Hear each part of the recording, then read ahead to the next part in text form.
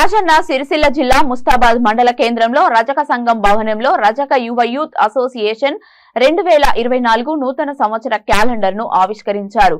ముఖ్య అతిథిగా విచ్చేసిన రాష్ట్ర రజక సంఘం అధ్యక్షులు శ్రీనివాస్, మండల రజక సంఘం నాయకుల చేతుల మీదుగా నూతన సంవత్సర క్యాలెండర్ ను ఆవిష్కరించారు.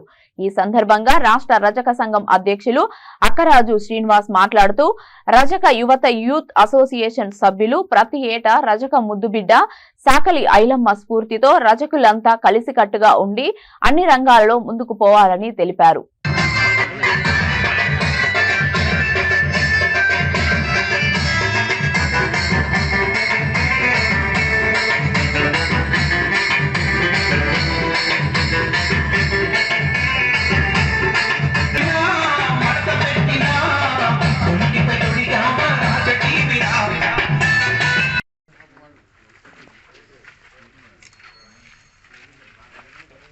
రవి ఒక్క నిమిషం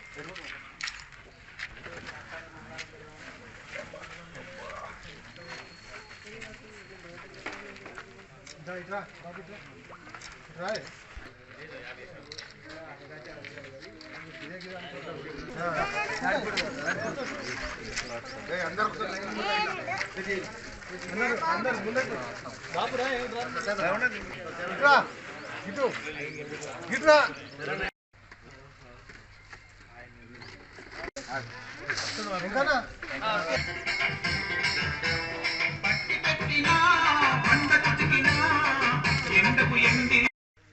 ఈరోజు ముస్తాబాద్ ట్రావెల్ యువత ఆధ్వర్యంలో గత సంవత్సరం లాగానే ఈ సంవత్సరం కూడా నూతన సంవత్సర క్యాలెండర్ ఆవిష్కరణ కార్యక్రమానికి అధ్యక్షత వహిస్తున్నటువంటి గౌరవ అధ్యక్షులు రాజుగారికి అదేవిధంగా కార్యక్రమంలో పాల్గొంటున్నటువంటి గౌరవ పెద్దలు పోతుగల్ వాస్తవ్యులు బాలన్న గారు, చిప్పలపల్లి వాస్తవ్యులు దేవన్న గారు,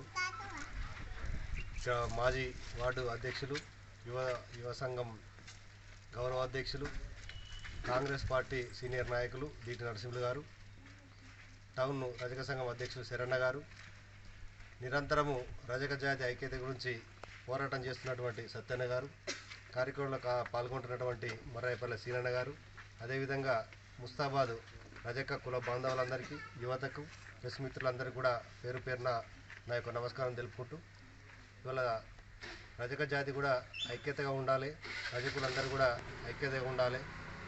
గతంలో మా పెద్దలు ఇచ్చినటువంటి ఆస్తుపాస్తులను కూడా మేమందరం కూడా యువత ముందుండి మేము కాపాడుకుంటాం. గతంలో మా పెద్దల ఆశీర్వాదంతో ఏ రకంగా సంఘం బలోపేతంగా ఉన్నదో వారి ఆశీస్సులతో కూడా మేము ముందుండి ఆ సంఘాన్ని బలోపేతం చేస్తాం. మేము అందరం కూడా మంచిగా ఉంటామని చెప్పేసి యువత ముందుకొచ్చి పోయిన సంవత్సరం మొదలుపెట్టిండ్రు. ఇది 2వ సంవత్సరం. ఇంటింట్లో కూడా ఐలమ్మ క్యాలెండర్ ఉండాలి, మా రజక జాతికి సంబంధించినటువంటి పెద్దల ఫోటోలతోటి క్యాలెండర్లు ఉండాలి అని చెప్పేసి మంచి ఆలోచనతోటి యువత ముందుకొచ్చి ఈ ప్రతి ఇంట్లో కూడా మా రజకులకు సంబంధించినటువంటి క్యాలెండర్ ఉండాలని చెప్పేసి ఈ క్యాలెండర్ కొట్టివ్వడం జరుగుతుంది. వారు ఈరోజు మా చేతుల మీద ఈ ప్రారంభోత్సవం చేయడం మాకు బాగా చాలా సంతోషకరంగా ఉన్నది. రానున్న కాలంలో కూడా ఇదే విధంగా రజక యువత అంతా కూడా ముందుండి మన జాతి గురించి మన పెద్దలకు సూచించినటువంటి సలహాలు సూచనల మేరకు ముందుకు నడవాలని చెప్పేసి కోరుకుంటూ సెలవు తీసుకుంటాం.